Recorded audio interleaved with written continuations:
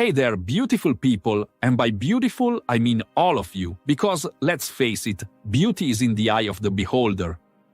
But what if I told you that some beholders' eyes might be a little more influential than others? Today, we're diving into the fascinating world of physical attractiveness and how it might just make life a tad easier for those blessed with symmetrical features and killer cheekbones. Now, before we get started, let's make one thing clear. This isn't about shaming anyone or promoting unfair advantages. It's about understanding the subtle and sometimes not so subtle ways our society responds to physical appearance.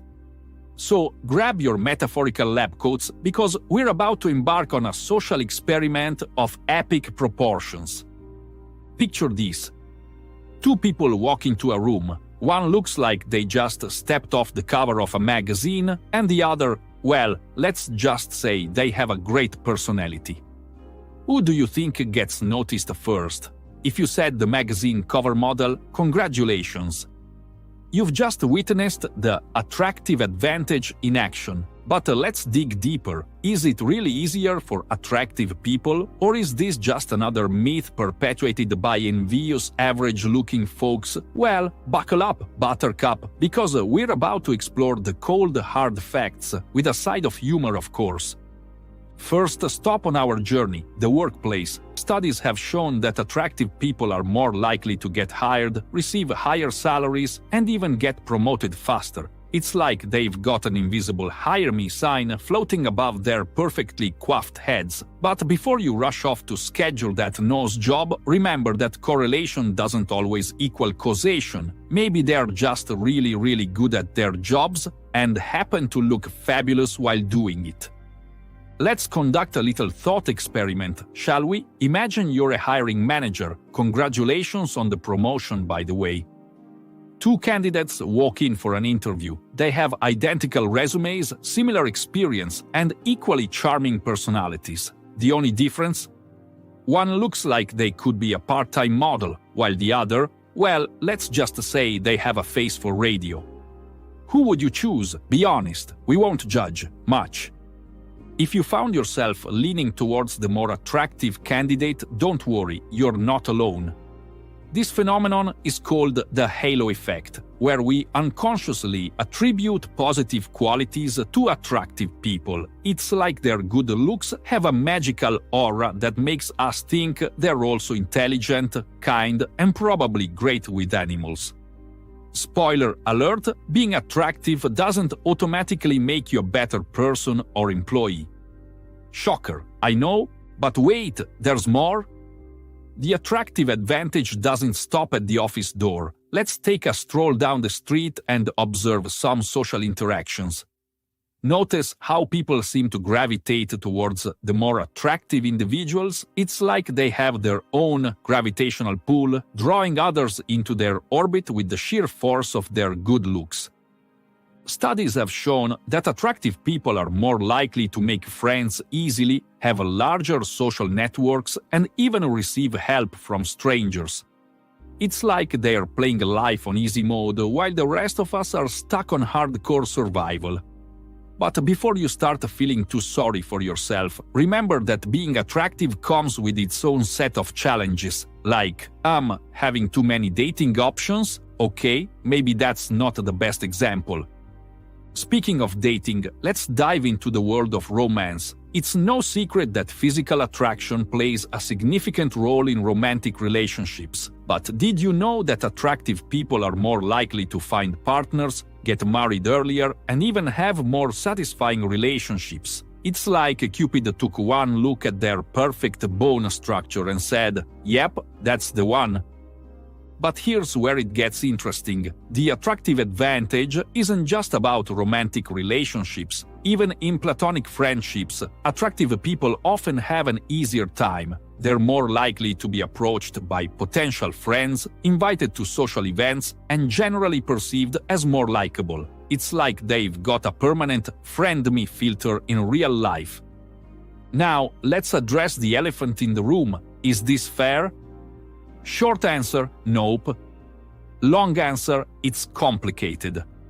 While it's true that attractive people may have certain advantages, it's important to remember that physical appearance is just one factor in the complex equation of human interaction. Intelligence, kindness, humor, and a whole host of other qualities play crucial roles in our personal and professional lives. But wait, there's a plot twist. The definition of attractiveness isn't universal. What's considered attractive varies across cultures, time periods, and even individuals. So, while we might be talking about conventional attractiveness here, remember that beauty truly is in the eye of the beholder. Your average might be someone else's drop-dead gorgeous.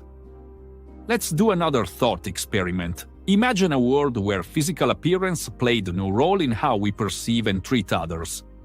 Would it be a utopia of fairness and equality, or would we just find other arbitrary characteristics to judge each other by? Height, voice pitch, ability to recite pi to the 100th digit, the possibilities are endless.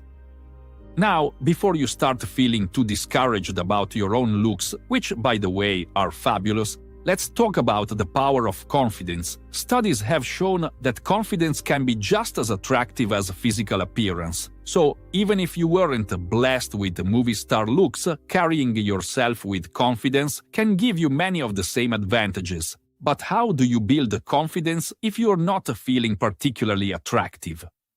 Well, here's a little secret. Act as if. Pretend you're the most confident person in the room, and eventually you'll start to believe it. It's like fake it till you make it, but for your self-esteem. And who knows, your newfound confidence might just make you more attractive to others. It's a win-win. Let's take a moment to appreciate the irony here. We're talking about how attractive people have it easier, but in doing so, we're reinforcing the very system we're critiquing. It's like a snake eating its own tail, but the snake is really, really good looking. So, what can we do about this attractive advantage? Well, for starters, we can be aware of our own biases. The next time you find yourself drawn to someone based on their looks, take a step back and ask yourself why. Are you attributing positive qualities to them just because they're attractive, or do they genuinely possess those qualities? For those of us who might not be conventionally attractive, and let's face it, that's most of us, there's hope. Focus on developing other qualities that make you stand out. Be kind, be funny, be passionate about your interests. These qualities can be just as attractive as a symmetrical face or a chiseled jawline. And for those of you who are blessed with good looks, use your powers for good. Be aware of the advantages you might have and try to create opportunities for others who might not have the same leg up. After all, with great attractiveness comes great responsibility. I'm pretty sure that's how the quote goes, right?